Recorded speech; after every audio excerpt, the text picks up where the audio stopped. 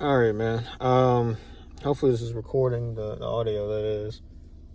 Just getting out of Beau's Afraid by Ari Aster and A24, and I don't know if you can pick up on tone, but this is easily the least enjoyable experience I've ever had at a movie theater. This is bad. Like, am I, am I not professional, not auteur deep throating opinion? I'm not a cinephile. I just watch a movie. I just opine on it. This is abominable, in every possible way. This is the equivalent to the fucking putrid oversaturation that we've gotten from Marvel. This is the other end of the spectrum. This is eating your own shit to such a degree as an acclaimed filmmaker that you produce this. This is re-shitted shit is what this is. It's offensive that this movie exists. Joaquin Phoenix basically, think of like a serial killer, not serial killer. Think of, I guess it's the same thing. Think of a very accredited war veteran that is accredited for being a serial killer, basically. Just someone who has like 20,000 bodies over there in Vietnam or some shit like that. I don't know. That's what this is somebody who did a fucking role that shouldn't have been asked of any human being to do. Nobody other than Joaquin could have done this movie, I think, justice, which this movie couldn't do this movie justice, so I don't think Joaquin could either. I don't want to get any spoilers. I want you to watch this movie and opine on this movie yourself. I never want anybody to think they shouldn't engage with something just because someone else said it fucking sucked. I think this fucking sucks. And for 3 hours at $30, popcorn and drink, you kind of have to get something to nibble on in the course of... I stopped eating after the first hour. I eat a lot before I come in because I rarely eat, period, because I'm a fucking idiot that doesn't know how to eat. But I got a good bit of popcorn in me early on, a good bit of drink. But I didn't stop eating necessarily because I wanted to stop eating. I think I was just so fucking perturbed by what I saw. I watched Alejandro Jodorowsky's The Holy Mountain, at least like 75% of it. I stopped watching at a certain point. I'm a weird ass dude. I appreciate weird ass shit. I've listened to every type of fucking genre you could think of, and the fucking dredges of every genre you could think of. Nothing is too weird for me. This isn't bad because it's weird, it's unusual, it's against the wall. That's not why this is weird. It's weird, or it's unsettling. I don't even say it's weird. It's unsettling because I don't know what the fuck was the reason for anything I just watched. I can give you the general plot, or at least like the general like outline of what was accomplished here. We kind of saw this beginning and end fucking I guess dissection of Beau's development as a human being, I suppose, especially in relation to, you know, other characters.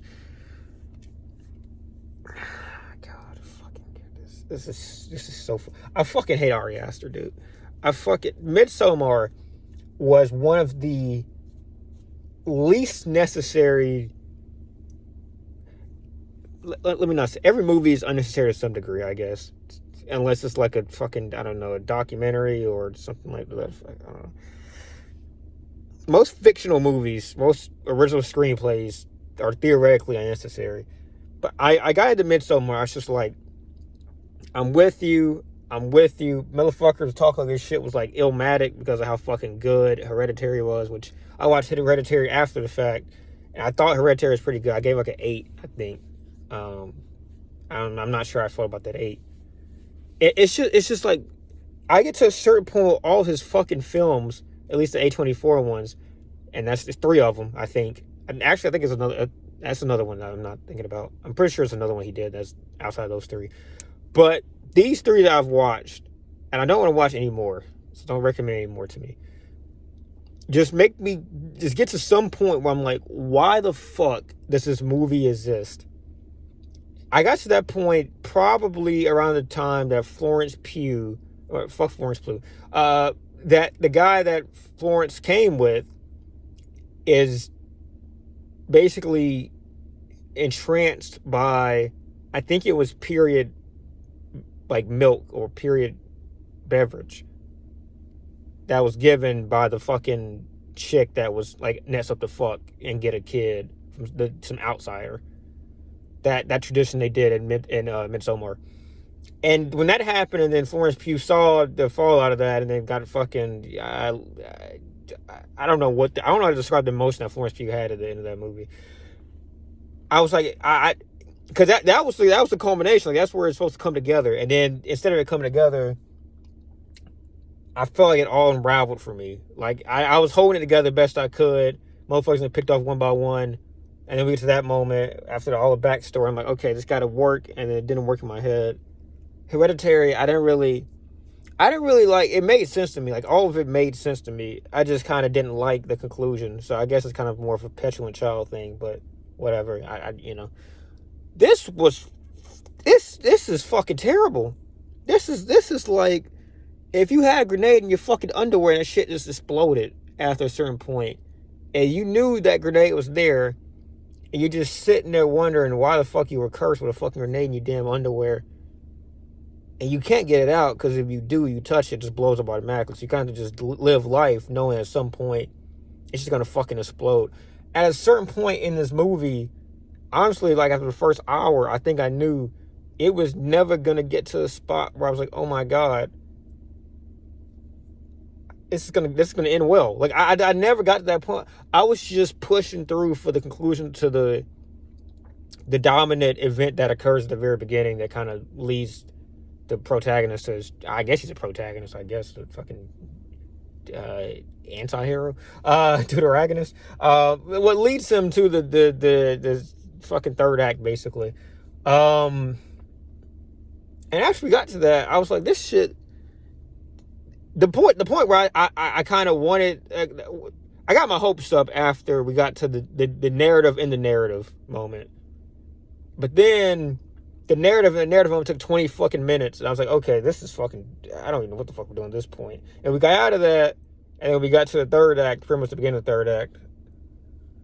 Oh my god, the third act. Oh my goodness. God, that's just, I fucking hate the way he tells stories. I hate the characters, because I like the characters at a certain point, but then I fucking dislike them. Oh my god, I don't want to spoil anything. I hope he gets blackballed. I hope this is the last film that Ari Aster makes, because I can't. A24 should be fucking ashamed for co-signing this shit. These motherfuckers are just putting their name on anything. There's no fucking low to A24 at this point. If it's something that seems like your fucking dickhead friend with 10,000 letterbox reviews will fucking sit and prognosticate about for the rest of the fucking day that you go after watching the movie with them, this is for him. This motherfucker is going to love this shit. He's going to sit there and write a fucking 5-paragraph essay.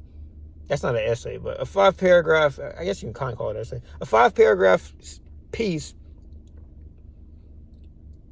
about how amazing it is that we're able to see a coming-of-age narrative that's not cookie-cutter bullshit. And that, honestly, the protagonist was never the protagonist. Everybody else had to deal with his horse shit. And because everybody has to deal with his horse shit, we're all made worse by his indecision. And fuck Ari Aster, dude. This is reprehensible, is what it is. It's repulsive. It's autopizuri. You can look that up if you want to, but don't look it up on any public network or around any children or your significant other. It's autopizuri. It's repulsive, is what it is. It's degrading to the watcher.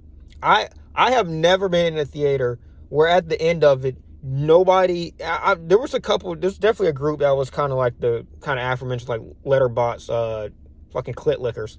But there's some more people that were in there too. That's kind of, I guess, wanted to see a movie that was a little bit different. You know, maybe they have a little bit of a film buff background, but they seem to be pretty normal people. Not one fucking person seemed even satisfied, much less entertained or there wasn't feeling. It was just like a morbidity is what it was. This movie is a comorbidity. This movie is, if you had this movie in your genes and you got COVID, you'd be fucking down the spot. This is horrible.